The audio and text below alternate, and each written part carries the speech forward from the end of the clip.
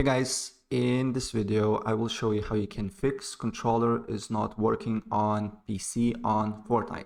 It's really easy and it will take you less than a minute to fix it, right? So first of all, load up your Fortnite game and then go to this menu, and then I just press escape, and then you need to press on this little cog icon here, and then you need to go to settings.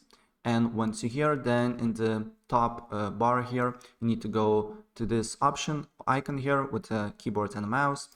And once you're here, then you need to look for the option that says, as you can see here, ignore gamepad input.